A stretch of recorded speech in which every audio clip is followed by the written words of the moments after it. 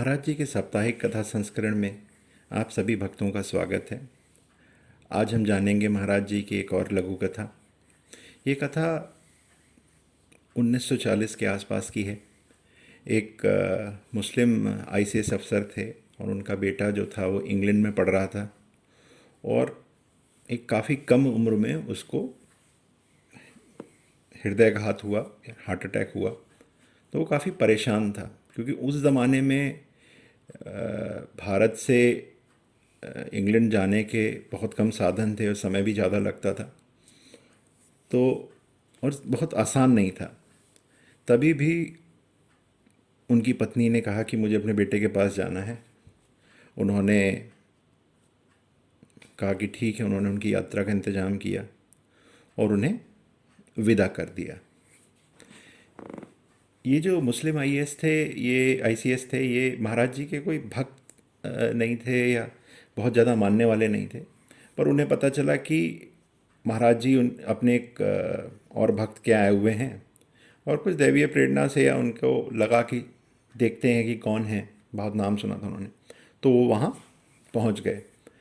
तो महाराज जी को देखा उन्होंने, महाराज जी के हाथ जोड़े और महाराज जी ने उनको पहला ही सवाल पूछा कि तुम्हारा बेटा कैसा है। अब उसको जो आईसीएस थे उनको समझ में नहीं आया कि भाई ये क्या पूछ रहे हैं। तो उन्होंने दोबारा पूछा, भाई तुम्हारा बेटा कैसा है। अब अब वो भी उसको थोड़ा अचंभित हुआ, ये क्यों पूछ रहे हैं, क्या है। तो उसने बोला, आप जानना क्या चाहते हैं। तो महाराज जी ने कहा, तुम्हारे जो बेटा जो इंग्लैंड में है, जिसकी तबीयत अभी बिल्कुल सही नहीं है, उसके बारे में जानना चाहता हूँ। तो भक्त ने उसको, जो आईसीएस अफसर थे, उन्होंने बताया कि हाँ, वो अभी अस्पताल में है और धीरे धीरे उसका स्वास्थ्य ठीक हो रहा है, बट ख़राब हो जाता है थोड़े दिनों बाद। तो उसने बोला, तुम चिंता मत करो, जैसे ही तुम्हारी पत्नी वहाँ पहुँचेंगी, जिनको अभी तुम विदा करके आए हो, उसका स्वास्थ्य अपने आप ठीक हो जाएगा। तुम्हें चिंता करने की कोई ज़रूरत नहीं है। अब वो बड़ी विस्मय की स्थिति बन गई कि इनको मेरे बेटे के बारे में कैसे मालूम है, क्योंकि ये बात बहुत ही कम लोग जानते थे और महाराज जी के भक्त जिनके यहाँ वो गए थे उनसे मिलने, वहाँ पर भी काफ़ी लोग नहीं जानते थे। कालांतर में क्या हुआ कि जैसे ही उनकी पत्नी वहाँ पहुँची इंग्लैंड में, तो उनके और अपने बेटे से मिली और उसकी उन्होंने के पास पहुँची। उसका स्वास्थ्य बिल्कुल ठीक हो गया और वो काफ़ी दिनों तक उसकी माता जी वहाँ रहीं, उनकी पत्नी वहाँ रहीं और उनका लड़का बिल्कुल सही हो गया, कोई समस्या नहीं। और जहाँ एक तरफ डॉक्टरों ने काफ़ी कहा था कि भाई इसके बचने की उम्मीद कम है, क्योंकि उस 1940 के आसपास उतने चिकित्सा के साधन उपलब्ध नहीं थे और दिक्कतें भी बहुत थी। हार्ट अटैक जैसी चीज़ें, हृदयघात जैसी चीज़ों से काफ़ी लोगों को दिक्कत हो जाती थी। तो महाराज जी के आशीर्वाद से उनका लड़का बिल्कुल सही हो गया और आगे जाके वो इंग्लैंड में ही बस गया और काफ़ी अच्छा उसने अपनी ज़िंदगी बिताई। तो इस कथा में जो जो सबसे ज़्यादा महत्वपूर्ण बात ये है कि महाराज जी जो थे वो किसी धर्म विशेष के गुरु नहीं थे कि भाई वो हिंदुओं के गुरु हैं या इनके गुरु हैं। महाराज जी जो थे वो सभी मानवों, वो मानव पे अपना विश्वास रखते, कहते सब सब लोग बराबर हैं और वो सभी के गुरु थे। और गुरु जो है, अब एक तरफ आप देखिए द्रोणाचार्य जो थे, उन्होंने एकलव्य ने द्रोणाचार्य की मूर्ति लगाकर ही अपनी पूरी चीज़ें सीख ली थी और काफ़ी प्रगाढ़ भी हो गए थे। उसी तरह जो महाराज जी थे वो भी मैं नहीं कहूँगा वो द्रोणाचार्य जैसे थे और वो अपने भक्त का अंगूठा, अपने शिष्य का अंगूठा मांग लें। महाराज जी ऐसे थे कि अगर कभी ज़रूरत पड़े तो अपना अंगूठा दे दें अपने शिष्य को। उनके अंदर इतनी जो थी अपने भक्तों के प्रति या अपने मानवों के प्रति जो बहुत ज़्यादा संवेदना थी और उनके लिए वो कुछ भी कर सकते थे। उनका कभी भी ऐसा कहीं नहीं आप पढ़ेंगे या कभी आप जानेंगे कि उन्हें किसी से कोई चीज़ की ज़रूरत थी।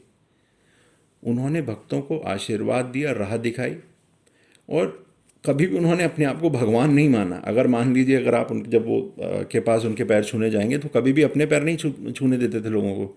और वहाँ जो भी बुजुर्ग आदमी था उन्हीं से कह देते थे इनके पैर छूइए, मैं कोई भगवान नहीं हूँ। उसी तरह अगर आप देखेंगे कि महाराज जी का आप कोई भी मंदिर देखेंगे तो वहाँ पर आपको सब लोगों को वहाँ स्वागत किया जाता है, कोई धर्म विशेष का स्वागत नहीं किया जाता। एक दूसरी बात भी यहाँ मैं कहना चाहूँगा, यदि मैं ज़्यादातर ये बात कैंची मंदिर के लिए कहूँगा। कैंची मंदिर में मैं देखता हूँ जब मैं जाता हूँ वहाँ तो काफ़ी सैलानी वहाँ आते हैं, पर्यटक वहाँ आते हैं। तो वो मंदिर की कई बार कई ऐसी चीज़ें करते हैं जिससे मंदिर की गरिमा को ठेस पहुँचती है, या मंदिर में वो आके अब फ़ोटो खिंचाने की कोशिश करते हैं, या वो वहाँ पर हंसी ठिठोली और इस तरह की चीज़ें करते हैं।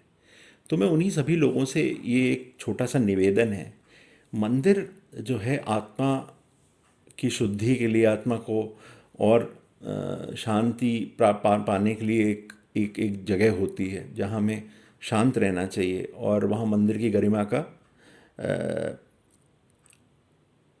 पालन करना चाहिए।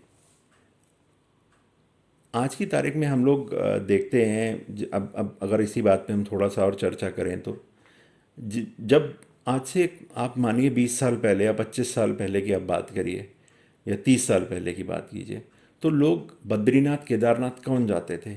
जो काफ़ी जिन वृद्ध होते थे, और काफ़ी जो कि काफ़ी वृद्ध हैं, या उनको सिर्फ भोले बाबा के दर्शन करने या ब्रह्मा जी के दर्शन करने, तो उनके मंदिरों में जाते थे। आजकल मैं देखता हूँ कि लोग शादी के बाद हनीमून के लिए वैष्णो देवी जाते हैं, या बद्रीनाथ केदारनाथ जाते हैं, या वो और किसी तीर्थ स्थल पे चले जाते हैं कि भाई वहाँ जाएंगे। तो मेरा आज तक मैं बड़ा इस बात को जान के बड़ा विस्मित हो जाता हूँ कि भाई ये सब जगह जाकर आप शादी के बाद अगर घूमने जाना चाहते हैं तो इन मंदिरों की गरिमा का ध्यान रखिए, क्योंकि इन मंदिरों में जाने के लिए कई नियम होते हैं और उन नियमों का उस समय पालन करना बहुत मुश्किल होता है। तो यदि आपके बच्चे हैं या आपके भाई हैं वो इस तरह की कोई चीज़ करना चाहते हैं तो आप उनको बताएं कि भाई अगर आप किसी भी मंदिर के दर्शन के लिए जाते हैं तो कई नियमों का पालन होता है उसमें, और यदि उन नियमों का पालन नहीं करते तो गरिमा जो होती है मंदिर की वो नीचे आती है। और दूसरी चीज़ एक और है कि आप इन मंदिरों में जाकर जा रहे हैं, होटलों में रुक रहे हैं, और ये सब चीज़ें शोभा नहीं देती हमारी भारतीय संस्कृति को। और जब मैं बात करता हूँ भारतीय संस्कृति की, तो हमारी संस्कृति जो है उसके अंदर बहुत सारी चीज़ें हैं, उसमें हमें मंदिरों की गरिमा को मानना चाहिए कि भाई मंदिर हैं तो उसके नियम हैं, उसके कुछ नियम लिखे गए हैं, नियम हैं कि भाई आप साफ मन से, साफ शरीर से वहाँ जाकर भगवान की आराधना करें, ना कि वहाँ आप शादी के बाद घूमने चले जाएं कि भाई चलो हम तो वैष्णो देवी जा रहे हैं और ये कर रहे हैं। और दूसरा, मंदिरों की बिल्कुल सब चाहते हैं कि कुछ यादें बनी रहें तो कुछ फ़ोटो करें, पर मैं देखता हूँ कुछ लोग दर्शन के अलावा फ़ोटो ज़्यादा खींचने में व्यस्त रहते हैं, और वो फ़ोटो का कुछ होता नहीं है। आप किसी सोशल मीडिया प्लेटफॉर्म पे उनको लगा देते हैं और उसके बाद शायद उन फ़ोटो को दोबारा देखते भी नहीं हैं, और वो स्मृतियाँ ही रहती हैं आपके दिमाग में। कभी ऐसा बहुत कम होता है कि आप पुराने कोई फ़ोटो अपने मोबाइल के फ़ोटो देख रहे हैं। जब ज़्यादा होता है तो आप उनको, जब आपकी फ़ोन की मेमोरी भर जाती है तो आप उनको निकाल देते हैं, डिलीट कर देते हैं। तो ऐसे फ़ोटो खींचने का ही क्या फ़ायदा जिनको आपने डिलीट ही करना है और उस समय का आपने आनंद नहीं लिया जो जिस कारण आप गए हैं। और एक छोटा सा एक और मुझे किस्सा याद आता है महाराज जी का, कितने साधारण व्यक्ति थे। तो ये किस्सा मुझे महाराज जी के बड़े सुपुत्र जो हैं, जो भोपाल में रहते हैं, उन्होंने थोड़ा सा बताया था मुझे। महाराज जी कई महीनों अमरकंटक में रहे। तो अब अमरकंटक में महाराज जी तो अपने साथ कुछ भी लेके नहीं चलते थे, ना किसी को ये बताते थे कि मैं कौन हूँ। तो वहीं एक छोटे से बाबा ने अपनी एक कुटिया बना रखी थी। तो अब महाराज जी वहीं कुटिया के पास जाके बैठ गए। तो अब भाई कोई बात नहीं, शाम हुई तो उसने, अब जो बाबा था वो, उसने थोड़ा सा खाना बनाया। उसने देखा महाराज जी बैठे हैं, भूखे होंगे। तो उसने महाराज जी को कहा कि भाई मेरे पास कुछ ऐसा तो है नहीं, मैं मूंग की दाल बनाई है, आप चाहें तो मेरे साथ भोजन ग्रहण कर लें। तो महाराज जी ने कहा ठीक है, मैं मुझे भूख लग रही, तुम खाना दे दो मुझे। तो इसी तरह से वो बाबा को, महाराज जी ने बाबा को अपनी सेवा करने का मौका दिया। पर कभी भी ये नहीं बताया कि मैं यहाँ हूँ और मैं वहाँ रहना। और ये उस समय की बात है जब कैंची मंदिर बन चुका था। तो कैंची में धाम बन चुका था, पर उसके बाद भी महाराज जी काफ़ी महीनों अमरकंटक में रहे और उस बाबा ने उनकी बहुत सेवा करी। और जिस समय महाराज जी जब वहाँ से अमरकंटक से उन्होंने वापस आने का या कहीं जाने का विचार बनाया, तो उस बाबा की जो थी, जिसने उनकी मदद की, उनको आशीर्वाद दे के वो वहाँ से निकले। तो महाराज जी को जितनी ज़रूरत होती थी वो उतने ही लेते थे। अब ये जो ऐसा नहीं है कि भाई मैं तो संत हो गया या मैं महात्मा हो गया तो मैं ऊंची गद्दी पे बैठूंगा।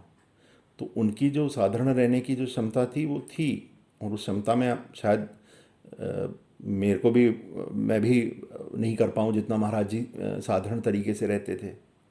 और मैं कई बार देखता हूँ कि हम कई मंदिरों में जाते हैं जहाँ मंदिर में जो कार्य कर रहे हैं वो अपने भक्तों को महाराज जी के साथ या उन भक्तों के साथ थोड़ा सा रूठा सा व्यवहार करते हैं। तो मैं मानता हूँ बहुत लोग आते हैं उनके पास, उनको दिक्कतें होती हैं, परेशानियाँ होती हैं उसको संभालने में। पर उसका मतलब ये नहीं होता कि अगर आप कोई भक्त चल के महाराज जी के दर्शन करने वहाँ पहुँचा है तो आप उससे अच्छा व्यवहार नहीं करें। अब व्यवहार अच्छा करने का मतलब ये नहीं कि आप जो आया उसके चरण धो के पिएं। यदि मुस्कुरा के देख भी लेंगे तो वही अच्छा व्यवहार माना जाएगा। कई लोग अच्छा व्यवहार को समझते हैं कि भैया मेरे घर कोई आया तो मैंने उसके 56 भोग उसको परोस दिए और सब बढ़िया हो गया, मैंने तो बहुत अच्छा व्यवहार किया। पर जब वो आए तो सीधे तरीके से उन्होंने देखा भी नहीं। इसके अलावा वो 56 भोग ना परोसते हुए यदि सिर्फ अपना हंस के देख लें या हंस के बात कर लें वही काफ़ी है। तो आज का कथा संस्करण यहीं समाप्त करते हैं। अगले हफ्ते हम जानेंगे महाराज जी के मंदिरों के बारे में कि कौन कौन से प्रसिद्ध मंदिर हैं, कैसे वहाँ जाएं, किस तरह दर्शन करें, कैसे भोग का वहाँ होता है, वो सारी चीज़ें। धन्यवाद।